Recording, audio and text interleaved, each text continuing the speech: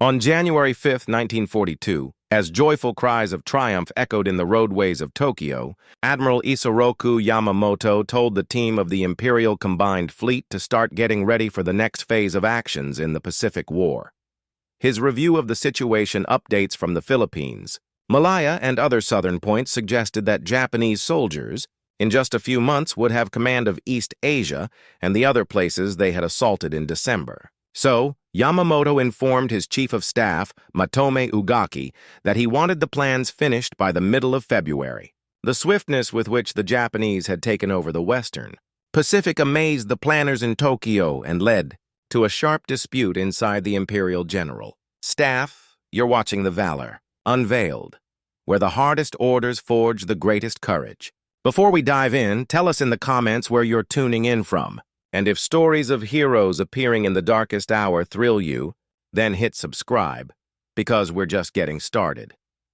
The eager military patriots wanted to push forward as long as Japan was winning, no matter how far away such plans led. Another faction, represented by Admiral Yamamoto, had been less than thrilled about starting a war with the United States and Britain, and felt uneasy about what was to come. One reason Yamamoto was out at sea on the Combined Fleet's main ship, the Yamato, was that allies on the Imperial General Staff had feared that if he stayed in Tokyo, he would be killed because of his public disagreement with an endless war. Even now, his views were no secret to those near him. His chief of staff, Admiral Ugaki, noted in his journal the need for wise, long-term thinking after this first month of amazing success. Those were words that Yamamoto frequently used when cautioning that Japan could not fight the Western nations and expect to succeed in the long run. Yamamoto's open disapproval of the government leaders was directed at Prince Konoe and others who didn't seem to understand what kind of war Japan should be fighting in the Pacific. 3 months before Pearl Harbor, Yamamoto had seen a friend, Ryoichi Sasakawa, president of the very patriotic Kokusuido Group, at the Imperial Navy Club in Shiba. Yamamoto, warning his companion that war was unavoidable because of choices made by the leaders, said that at the beginning, "We'll have everything our own way," reaching out like an octopus spreading its arms. And now, just a month after the war had started, the octopus was spread nearly flat. Yamamoto, however, had also cautioned his old friend that the great happiness could not continue. The time, he said, for political moves was the instant that Singapore fell. That defeat would disturb the British in India, and they would surely be open to hearing talk of peace. Yamamoto understood the British well. He had been a part of the group sent to the London Naval Conferences of 1930 and 1934. He also understood the Americans and had been the Japanese naval representative in Washington from 1926 to 1928. He felt that once a war was begun by the politicians, a big victory had to be won fast. But when that victory was reached, he felt Japan would have only a year and a half to enjoy its glory. "We must get a peace deal by then," he told Sasakawa, and he hoped his old friend would pass the message among the right-leaning political figures who held power. On January 5th, the win seemed very near. The American battleship force had been taken out of commission at Pearl Harbor on December 7th. The British battleships Repulse and Prince of Wales had been sunk off the Malay coast. In the Philippines, Manila and the United States Naval Base at Cavite had been taken. The British had given up at Hong Kong, and Japanese units were heading for new landings in the Dutch East Indies, at Rabaul, on New Ireland, Amba, and in the Solomon Islands. The strike at Pearl Harbor, however, had not done everything Yamamoto had wished for. The destruction of the main parts of the United States fleet, the aircraft carriers which had been away from port, were safe and posed a continuous danger. What was required was a stunning success, and Yamamoto did not foresee the fall of Singapore for 5 or 6 months. It happened on February 15th. He thought that if he was to reach his objective of creating a situation for talks, he must go in a different direction. But the puzzle for his planners was where to attack next. The army rejected Yamamoto's idea for a strike on the Soviet Union. Such a conflict would be fought almost completely on land, and the army was very busy in China and Southeast Asia. So 3 other options were presented.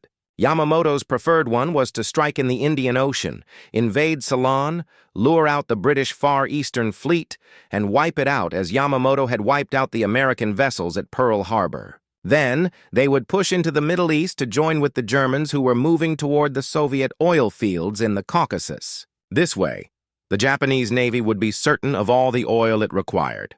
The Army would not even think about a Middle Eastern mission, so only two plans remained. One, supported by the Naval General Staff in Tokyo, suggested an attack on Australia to deny the Americans that forward base of action. After going into the Solomon Islands, the Navy would capture New Guinea, New Caledonia, Fiji, and Samoa.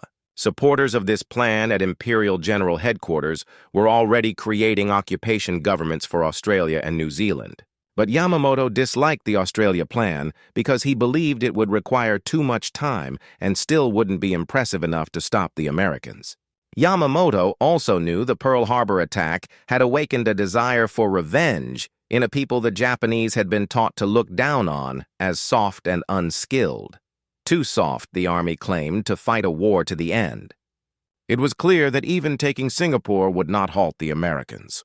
Yamamoto wanted a win that would allow Japan to offer a generous peace proposal. In January, Yamamoto directed another plan to be created, and 2 months later, sent men to Tokyo with the paper labeled the MI Plan, which pictured a battle off Midway Island where the American carrier group would be destroyed. He also sent to Tokyo the AL Plan, which described the invasion of the North American continent through Alaska. If everything went right, Hawaii would be taken, and later, maybe the West Coast. At the very least, wins at Midway and in the Aleutians would give the leaders a foundation for discussing the kind of peace that Yamamoto aimed to get. In Tokyo, the admirals argued around the meeting table in the Navy Ministry, but finally, Yamamoto got his wish. The possible importance of Singapore's fall in February and the approaching collapse of Bataan and Corregidor were forgotten, though either might have suited Yamamoto's goal. The reason they were no longer. Significant was the April raid by Lieutenant Colonel Jimmy Doolittle's B-25 bomber group on Tokyo. The Doolittle raid had jolted the Japanese into realizing that the Americans were only starting to fight. In June, after the Midway mission turned into a disaster for Japan, there was no time for blaming each other. In fact, the Army didn't even know the full measure of the loss. The news of the destruction of 4 large fleet carriers was carefully hidden so that it was known only at the top levels of the Navy. While Yamamoto had been away on his Midway trip, the Naval General Staff in Tokyo had moved the Navy and its air units steadily southward to prepare the upcoming attempt to isolate Australia. Naval units had captured Rabaul on January 23rd, and from that point on they had carried out constant air scouting and bombing runs against other islands and New Guinea. It was clear to the Australians, who shared their worries with General Douglas MacArthur after his arrival in March, that the Japanese would soon advance against New Guinea. If they were successful, it would be almost an easy walkover for the Japanese to take northern Australia. In February, the Japanese had already bombed Darwin, and in March, when they invaded Salamaua, New Guinea, the speed increased.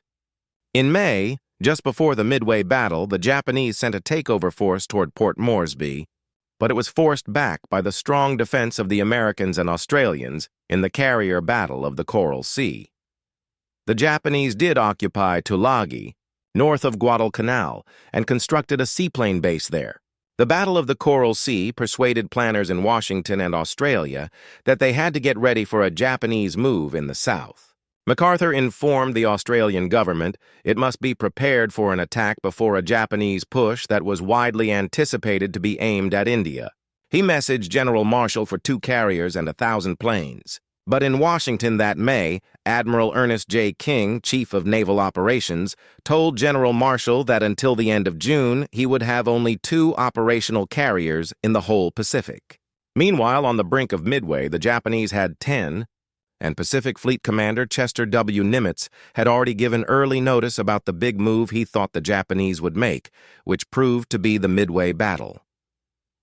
While things were unfolding at Midway, the Japanese were setting up their forces in the New Guinea Solomons area. Major General Tomitaro Hori landed the South Seas Force at Salamaua, and naval soldiers took over Leh and started to build up an air base there. Separate from Admiral Yamamoto, the Imperial General Staff had arranged the Port Moresby operation, and Lieutenant General Harukichi Hyakutake was told to press on toward New Caledonia, Fiji, and Samoa, and to be prepared to restart the advance against Port Moresby by July. That would be after the Midway battle, when Admiral Yamamoto could be expected to have come back with his combined fleet.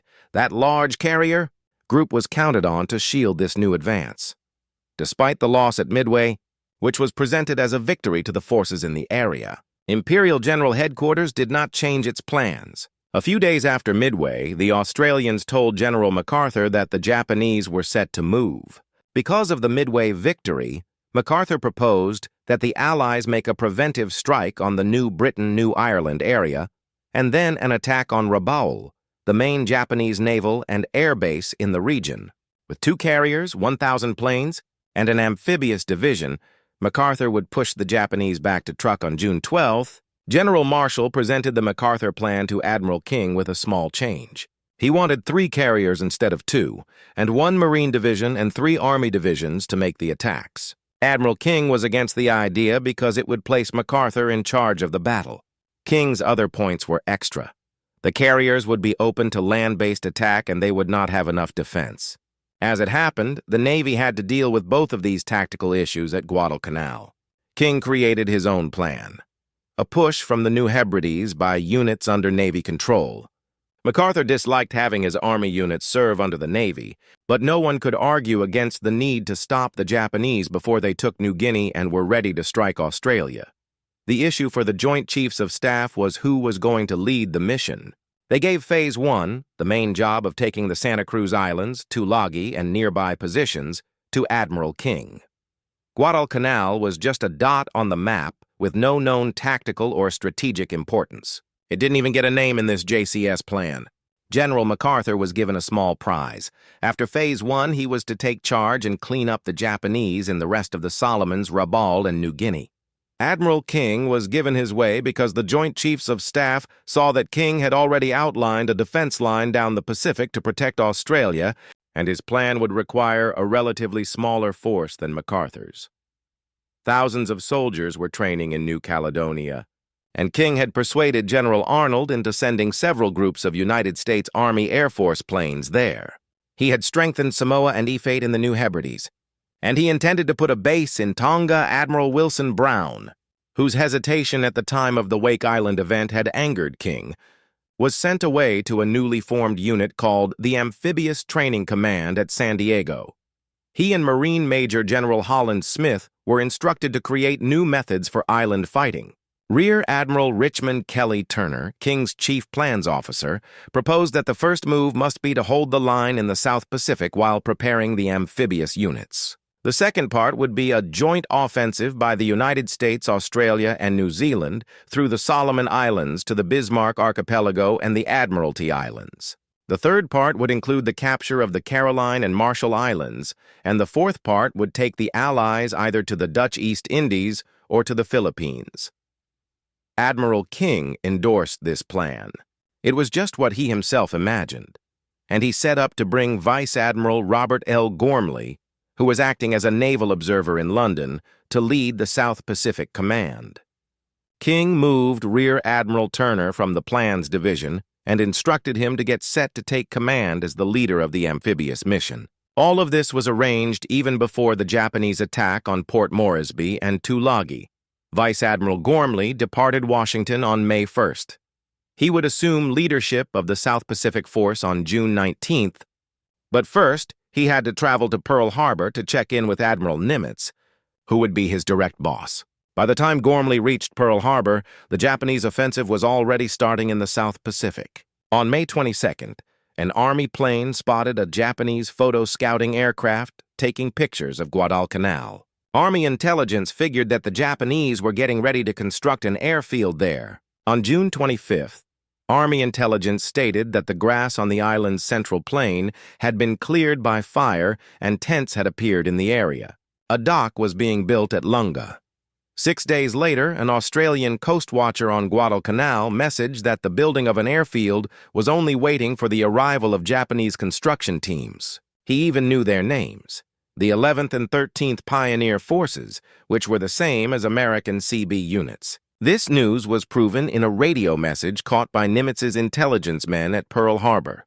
The Pacific Fleet's radio intelligence team, which had deciphered parts of the Japanese naval code, intercepted a message saying that the 11th and 13th Pioneer Forces would get to their destination on July 4th, and Fleet intelligence put the pieces together.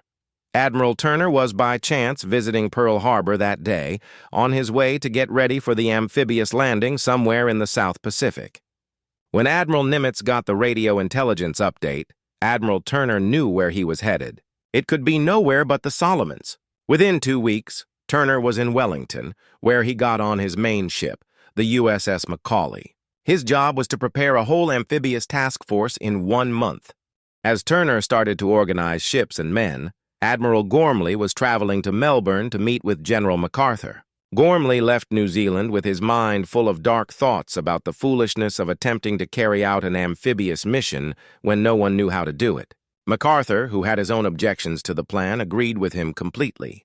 They also agreed that with the planes they had, they could not assure the landing enough air support. After all, this meeting took place on July 18th, and the landings were set to happen in 3 weeks. They sent a message back to Washington suggesting that the mission be postponed, but King was not pleased with that note. King had informed his new commander that he was giving him a tough assignment and that he would not be able to provide him the right equipment until maybe the fall. The reply was no. The invasion would go ahead as scheduled. Now, Gormley had left Washington certain that the United States was not prepared for aggressive moves in the South Pacific. His unhappiness grew when he tried and couldn't get CBs and other units sent right away to New Zealand. From the start, the Guadalcanal invasion plan was marked by failures of information. All involved commands understood that a mission was coming, especially after July 10th, when Admiral Nimitz gave Admiral Gormley his mission orders. The main Japanese airbase was at Rabaul. Planes from those fields could stop at Guadalcanal, refuel, and then bomb Australia. There was no question that they could deliver a deadly strike at the Allied buildup. But on July 10th, the Allied intelligence services report that got to King had only a brief mention about airfield building at Guadalcanal, and a few days later, a report placed the field on the incorrect side of the island. By the end of July, the Japanese had finished the airfield, and back at Combined Fleet headquarters in Japan, Admiral Yamamoto issued orders that the first flying mission would depart Rabaul on August 14th. As head of the whole United States operation, Admiral Gormley tried frantically to get more assistance to build forward bases and to bring in more planes. But everywhere he looked, he found the truth of Admiral King's statement that he would not be able to give Gormley the right tools. The supplies for the invasion units, for instance, were loaded randomly aboard the transport ships at Oakland. There were lots of docks, so that the ships could have been unloaded and reloaded with materials in the order of their planned use. Instead, the ships were sent to Noumea, which had no such facilities.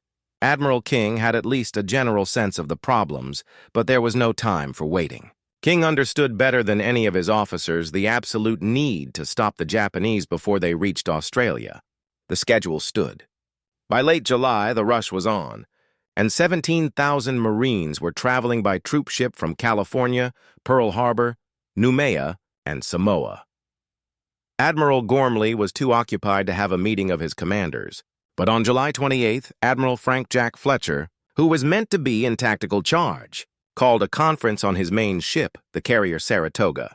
For the first time, the tactical unit leaders met to discuss the invasion. Admiral Fletcher was to shield the invasion with his task force. Admiral Turner was to bring the soldiers of Marine General Alexander Vandegrift. Once the Marines had captured the island, garrison soldiers would be brought in. But so quickly was this operation arranged that no one had set aside any soldiers to be kept in reserve. There were no more men available in the South Pacific. The meeting on the Saratoga was not a cheerful one. Fletcher started by stating that he would protect the landings at Guadalcanal for only 2 days. He was firm, and Gormley's staff members at the meeting agreed that the carriers must not be put in danger. Fletcher was nervous after losing the Lexington at the Coral Sea and the Yorktown at Midway. In private, he told some officers that he thought the entire operation was foolish, rushed, and certain to fail.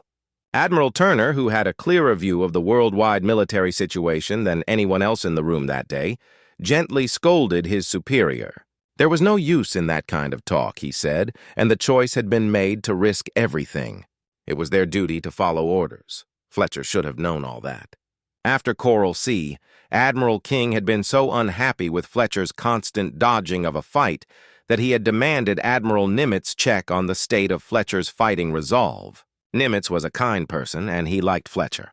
He had given the carrier commander a motivational talk, and then, when the Battle of Midway was won, Fletcher, who was in command there, could hardly be blamed. But on the eve of the first American offensive action, to warn the soldiers and the men of the support ships that he was going to abandon them in 48 hours, was a very unpromising start. The practice for the Guadalcanal invasion took place on July 28th and went on for 3 days. The location was Coral Island near Fiji. Only a third of the designated soldiers managed to get to shore, and when they did, they had no idea what to do. General Vandegrift saw the practice as a total failure, but there was no time even to reconsider. On July 31st, the Marines were back on the transports, making their way to Guadalcanal. On the afternoon of August 6th, as the task force of 75 ships got close to the Solomons, Admiral Fletcher nervously pulled away with his carriers. He would have his planes over the landing force as he said he would, but the 26 ships of the carrier group were being moved as far from danger as he could manage. If American intelligence was so flawed as to allow the Japanese buildup of the airfield at Guadalcanal, Japanese intelligence was even worse. For as the United States invasion fleet gathered in the South Pacific, the Japanese had no clue of an approaching attack.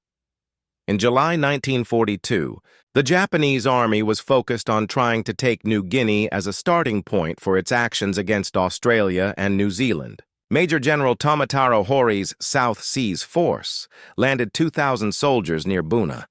After taking Buna, the Japanese intended to build airfields there as a lead-up to a new strike on Port Moresby. So in July, Japanese air power was focused on Port Moresby. Bombers and fighters flew over the docks and airfields almost every day. After the Japanese landings, the Japanese air units were also called on to back the beachhead, and in the first days of August, their focus was fixed on the new push. The joint Australian and American Air Force answered with attacks on the Japanese air bases at Lae.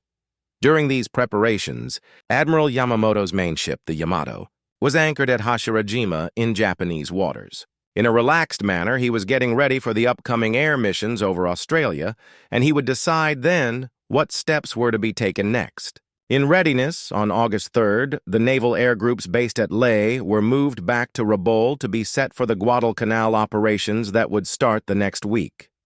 During the first week of August, the South Pacific skies were overcast, and only a small number of Japanese search planes went up. None of them spotted the American armada that was heading toward Guadalcanal. The Japanese pilots flying out of Rabaul were shocked to see American carrier aircraft in the skies around Buna. They had been informed that the United States carriers were wiped out at Midway. The pilots guessed that the carriers were working with Australian units that had marched across the Owen Stanley Mountains. Actually, they were training for the Guadalcanal invasion. No one in the Imperial High Command or in the field suspected a coming invasion. After their 8 months of non-stop wins, it was difficult for the Japanese to think that the Allies could start a seaborne invasion. Had the thought been raised, they would have sided with General MacArthur and Admiral Gormley that such an invasion had almost no probability of success. So, as the American Expeditionary Force headed toward Guadalcanal, it had the advantage of surprise. On August 4th and 5, the 75 ships sailed on under a gray sky, and on August 6th, the fleet passed through rain showers for most of the day. But as the sun came up on the morning of August 7th, the sky became clear, which meant the carrier planes would have good sight for their attacks. The fleet went to battle stations at 5:30, and at 6Q the carriers sent out their first strike. The planes from the Wasp, Saratoga, and Enterprise were given targets on Guadalcanal Island, Tulagi, Gavutu, and Tanambogo. The Japanese had set up a seaplane base on Gavutu and Tanambogo, which were joined by a land bridge. The Japanese planes had been grounded the day before by poor weather. Admiral Fletcher's task force noted one unknown aircraft during the day, but whether it was Japanese or a plane from General MacArthur's command was not known. In any case, the Japanese were not alerted until 6:12 a.m., when the communications center at the Tulagi seaplane base sent a desperate message reporting the attack. The radio message went to the 4th, 6th, and 8th Fleets, Admiral Yamamoto, and Imperial Headquarters. It was straightforward and short. Enemy heavy bombing in progress. The weather had improved, and the carrier planes took off into scattered fluffy clouds in the light of a quarter moon. The fighters and bombers went off on their assigned missions. 8 fighters led by Lieutenant L.H. Bauer left from the Enterprise to attack Guadalcanal's aircraft, PT boats, soldier installations, and supply areas. They saw no aircraft and no PT boats, and they did shoot up the buildings on the airfield at Lunga Point. At the same time, another 8 fighters from the Enterprise kept a combat air patrol over the transports from 6 until 8 o'clock, when they were relieved by others. Bombers started to hit Tulagi and the Lunga Point area, but no enemy air action was seen all morning. The Americans had it all their way, and the only planes hurt were those damaged in operational mishaps. Planes from the other carriers attacked the seaplane base at Gavutu. The surprise was total. The American planes showed up and began bombing and shooting at the seaplanes in the water. They wrecked 9 float planes like the Zero, 1 4-engine Kawanishi flying boat, and 8 seaplanes that also served as search planes and bombers. A few Japanese pilots who attempted to take off were shot down before they were in the air. Not a single Japanese plane at Gavutu made it through the attack. Other carrier planes struck Japanese soldier gatherings on Tulagi. Some hit targets on the beaches that the Marines would soon land on. Before sunrise, the Marines on the decks of the transports could make out the high mountains of the island that was their goal. The transports moved through the tight passage that runs between Guadalcanal and Savo Islands into Sealark Channel. As morning broke, the guns of the escorting warships fired, and bursts of light lit up the fleet. There was almost no return fire. The shelling from the cruisers and destroyers with the troop ships started fires along the coast. An oil storage area blew up, sending flames high into the sky. At 8 hours, after 2 hours of bombing and shelling of the island, the landing boats started to head toward the north shore east of Lunga Point. The Marines were tense. Neither they nor their officers had any real-world experience in such a landing, for this was the first American amphibious invasion since the Spanish-American War. At 9, troops were landing on Guadalcanal. They faced no opposition because the Japanese had run into the hills. The advance was surprisingly easy. The Marines quickly saw how completely they had caught the enemy off guard. They found wooden barracks that had never been used. They discovered a tent with a breakfast table filled with plates and bowls of meat, rice, and cooked plums. There were half-eaten rice bowls scattered about. Chopsticks quickly dropped on the table or on the straw mats of the floor. The tents themselves showed why the Japanese had departed so fast. They were ripped by shrapnel, and some were flattened by the shelling of the naval ships before the landing. But any Marine who felt like celebrating over the simple way they had taken their first objectives had some surprises ahead. It was a fact that the Japanese had been taken by surprise on Guadalcanal, and they had not yet dug in or built lasting defenses because most of the men were construction workers, not soldiers. But over on Tulagi, Lieutenant Colonel Merritt Edson's 1st Marine Raider Battalion and the 5th Battalion of the 2nd Marines had met strong opposition. About 250 Japanese were on this island. The Japanese were soldiers of the Yokohama Air Base Detachment under Captain Shigetoshi Miyazaki. They were skilled and committed fighters. Edson's 1st Raiders were the toughest American soldiers in the Pacific. They were all volunteers picked from the ranks of a force known for its fighting skill. The Raider idea had originated from Lieutenant Colonel Evans Carlson's suggestion for creating a commando force, and Carlson's background had included a service tour of several months with the Chinese Communist 8th Route Army in its guerrilla battles against the Japanese in North China. Edson's Raiders had trained for many months under harsh conditions, and when they got to Guadalcanal, they already had a formidable reputation. As it happened, they would need every skill they had mastered and would master some new ones. This invasion was the first encounter between highly trained American soldiers, and experienced Japanese veterans since the war had started in December. The Japanese had a reputation even more intimidating than that of the Raider battalions, earned through the amazingly fast advance of their units through the Philippines, Malaya, and the East Indies. For months, Tokyo had boasted about its wins, and half the world had started to believe the Japanese were unbeatable, a reputation the Imperial High Command was happy to promote. Tulagi, then, was in a way the first real test. Edson's soldiers landed at 8:15 a.m. on the northwestern side of the island, and at first the going didn't seem much tougher than it was on Guadalcanal. They met some opposition from a few forward posts. The northwest part of Tulagi was covered with dense jungle, small trees, vines, and bougainvillea, with its lovely leaves and sharp thorns. At first, the landscape seemed to be the biggest challenge. Edson lost only one soldier, and that one to a sniper as the Marines reached the shore. Edson intended to move inland to a ridge that stretched the length of the island and then advance along the top of that ridge, clearing the sides as they moved south. But the landscape was so hard that it took 3 hours for the men to cut their way along 1.5 miles of rising land. Having gotten to the ridgeline, the Marines moved forward, came out of the jungle, and walked right into the main Japanese defenses built on the hillside. The Japanese had constructed dugouts and rock shelters and had positioned their machine guns well to create overlapping fields of fire. The Japanese defense was centered on keeping the enemy below them, but the Marines discovered that by climbing up the cliffs, they could toss charges of dynamite and grenades into the dugouts, and that was the way they had to move forward. Once a dugout was blown up, it still was not safe. In one hole, the Americans killed 17 Japanese with dynamite charges. One Marine saw a radio inside and went in to get it. There were still 2 Japanese soldiers alive, and they shot him and another man who followed him before they were killed. One group of Marines took on this defensive position in the center of the island, while the center and left side of Edson's force pushed down the ridge. But even along the ridgeline, the advance was not simple. One company took 15% casualties that first afternoon. The head-on opposition was strong, but with the Japanese, head-on opposition was only part of the fight. Snipers seemed to be everywhere, tied in trees, in the tops of buildings, behind rocks. A common tactic of the snipers was to let the front part of a Marine unit go by and then start firing at the men from the back. This move almost always resulted in death for the sniper, but usually not before he had caused several casualties.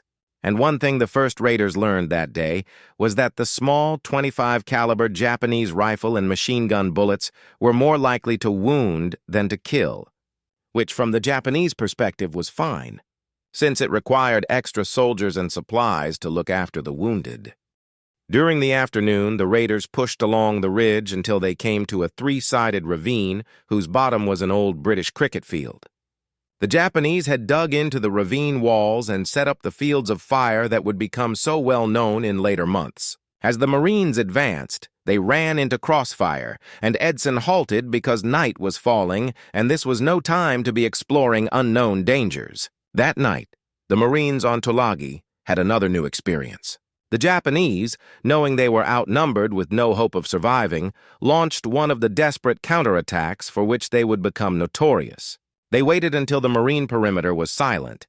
Then at 10:30 p.m., they broke through between 2 companies and encircled one of them. The Marines fought in their foxholes and in the open, using rifles, machine guns, grenades, and knives. The Japanese came along the ridge toward Colonel Edson's command post and got to a point 50 yards from him. Finally, the Marines overcame the Japanese and pushed them back, but not before one company had lost half its non-commissioned officers. The next day, August 8th, more soldiers were brought to Tulagi until there were 7,500 on that side of Sea Lark Channel. Edson's raiders and men of the 5th Battalion of the 2nd Marines started moving again toward the southeastern end of the island. One by one, they attacked the dug-in machine gun positions on the steep sides of the old cricket ground. From one cave, they took out 35 dead Japanese, some of them already decaying and smelling, but some killed in the final moment of defending the position.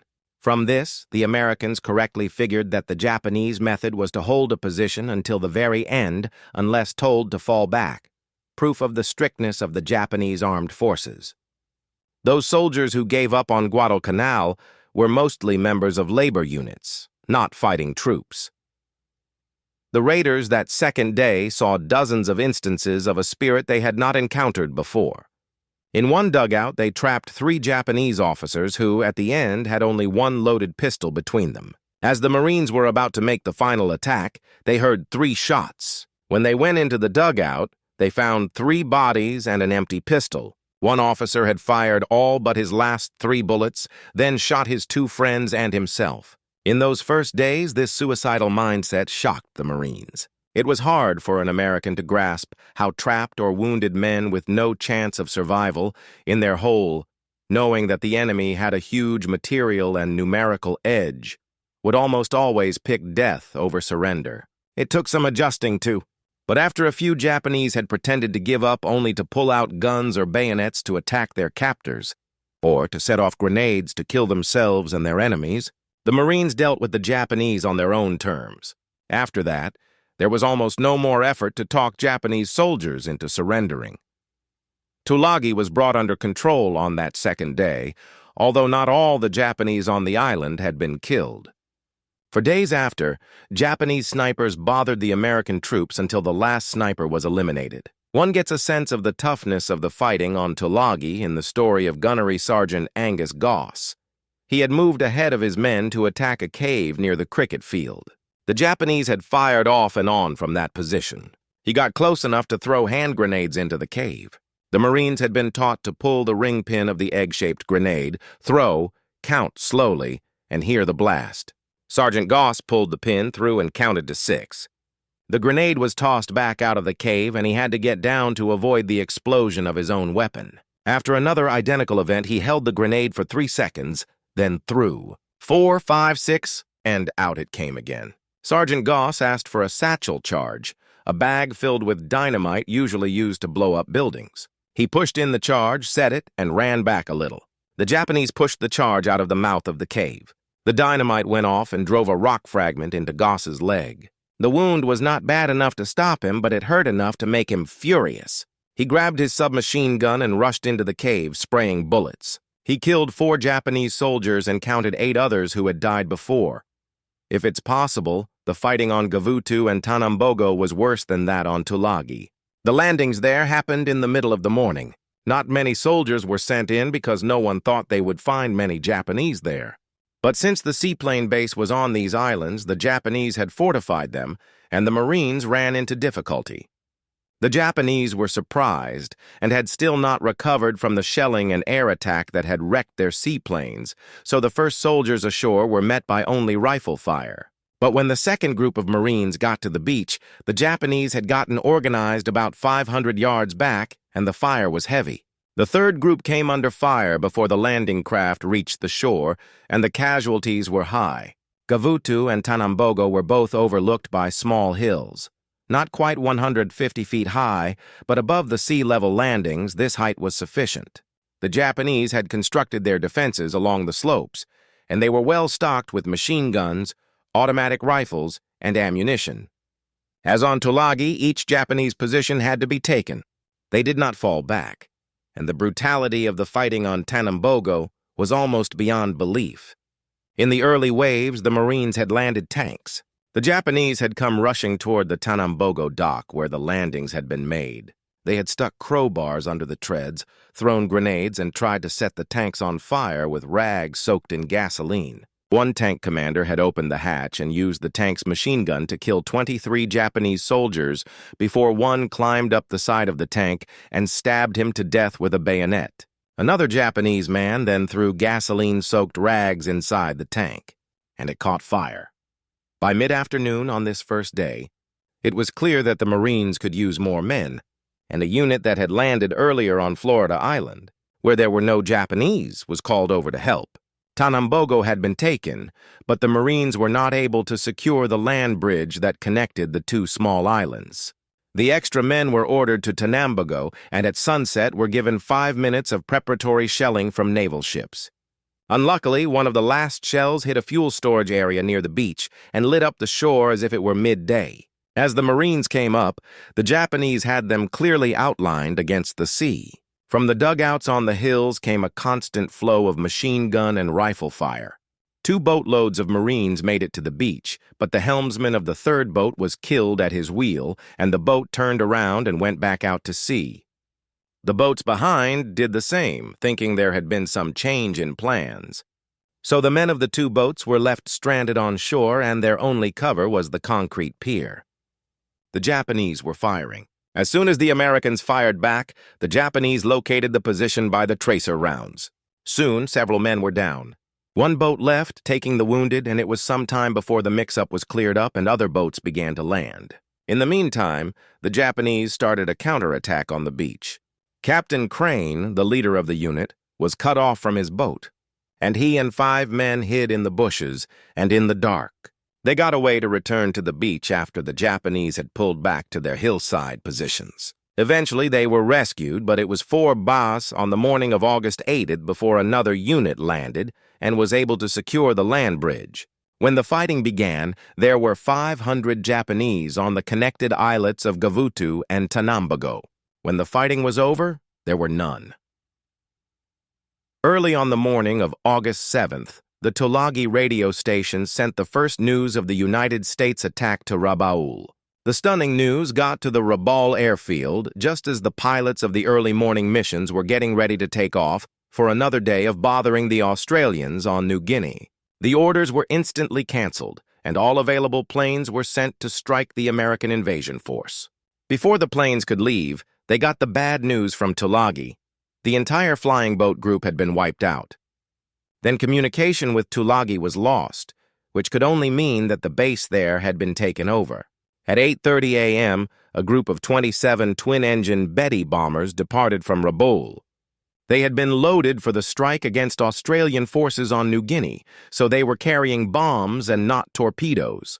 18 Zero fighters went with them as they rose to 13,000 feet, flew east to Buka Island, and turned south along the Bougainville coast. They were spotted by 4 Enterprise planes just after 1 in the afternoon. The Enterprise fighters were flying at 18,000 feet when, far below, they saw the large group of Betty bombers escorted by the Zeros just above Florida Island. The F-4Fs attacked, and Lieutenant V.P. Dupois shot down 1 bomber. 4 others started to smoke and were listed as probables, but after this first run, the Zeros entered the fight, and the F-4Fs broke away to find safety in cloud cover, as they had been told to do. They had been hit hard. One of the F-4Fs had been shot down, and Lieutenant Dupois' plane was so badly damaged, he had to make an emergency landing on the Wasp. Lieutenant G.E. Firebaugh led another group of 6 fighters from the Enterprise, and they located the enemy off Santa Isabel Island. The Zeros came in fast, 10 of them, and attacked 3 of the fighters. All 3 F-4Fs were shot down. The other 3 American fighters attacked the bombers, and Ensign R.N. Diss shot down 1 Betty. The first kill of a Zero was made by radio electrician T.W. Rhodes, but the Zeros came after them in large numbers, and the F-4Fs dove into clouds to hide.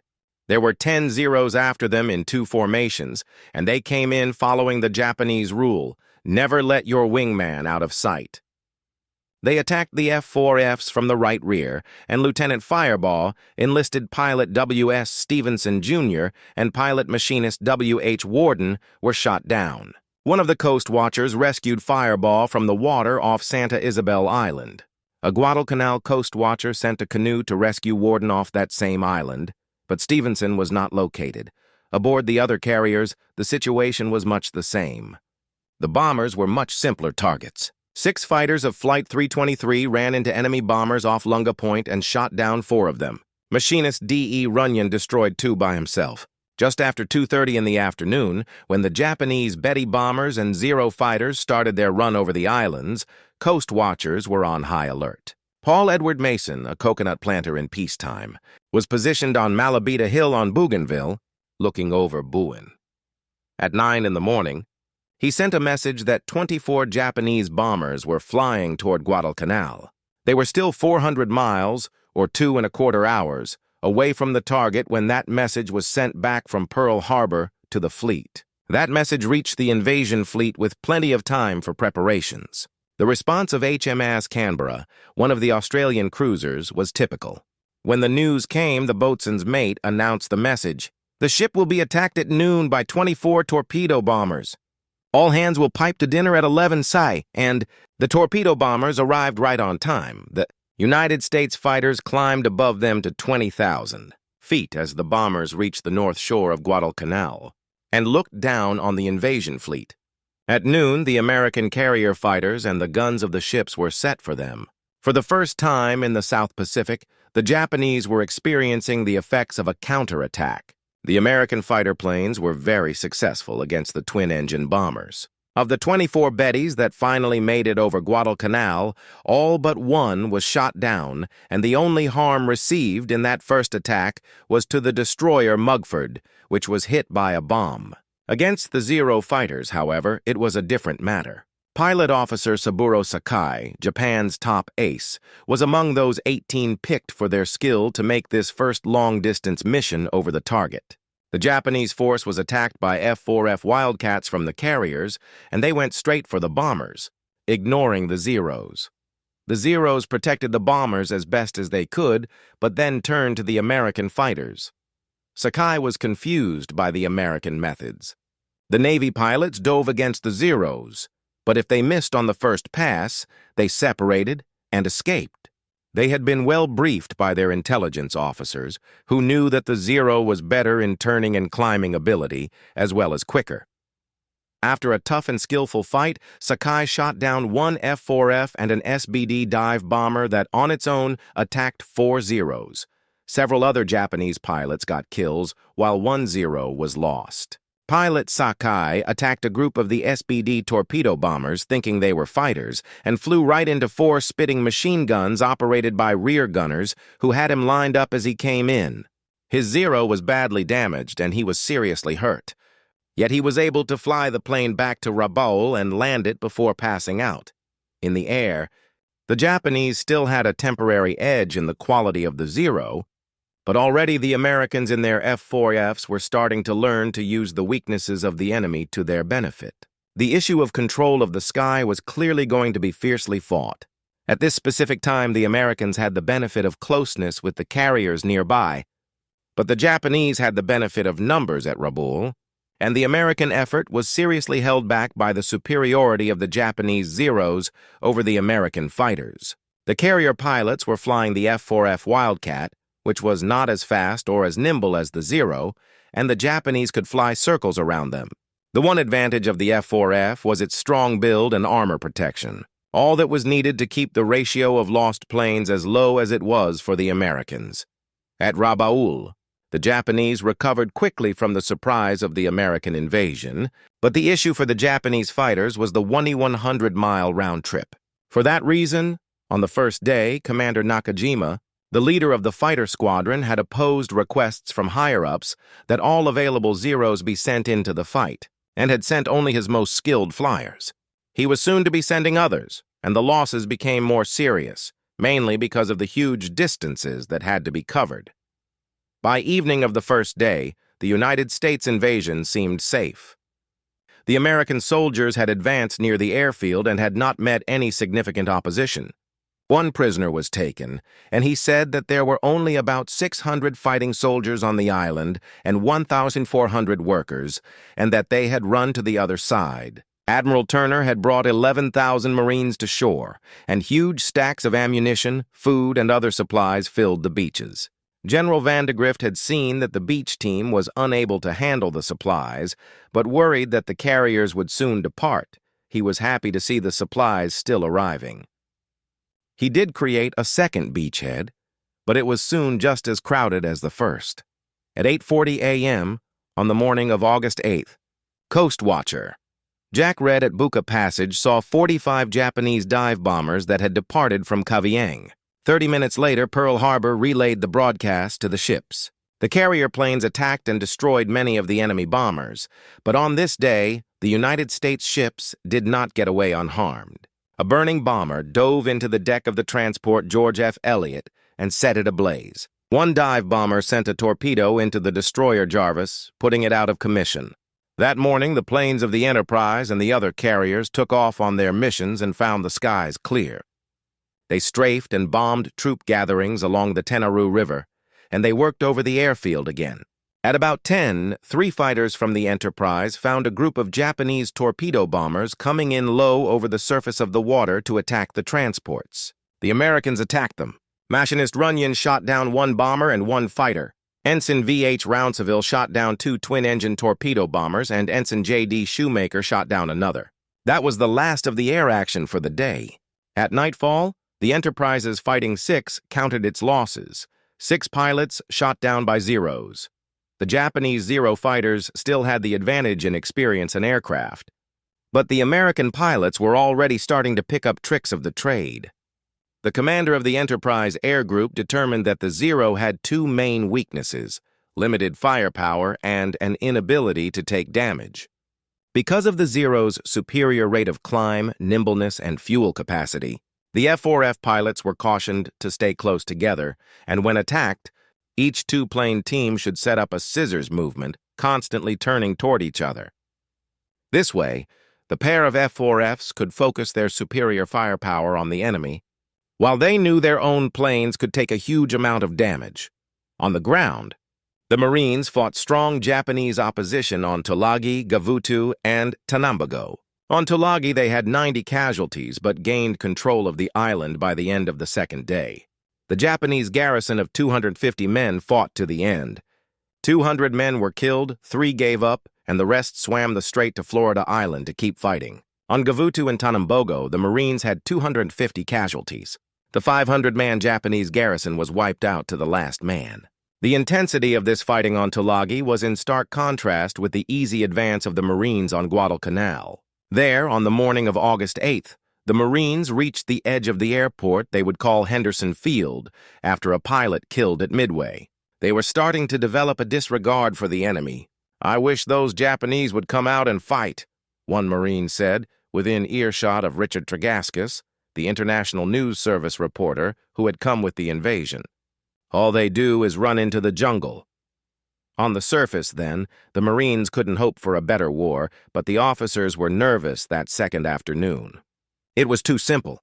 At sea, the Americans seemingly had no opposition either.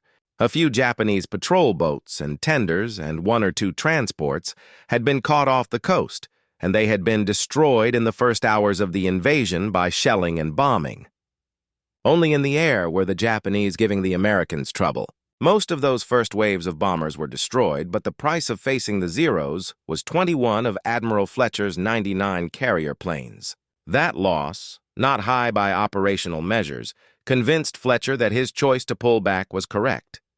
At 6 Hall that evening, Fletcher asked Admiral Gormley to let him pull back his carriers. He pulled back before he got a response. When Admiral Turner intercepted Fletcher's message, he understood that the carrier withdrawal would leave him with no air cover. The number of Japanese planes could be expected to rise sharply as the enemy brought down more aircraft through the island chain.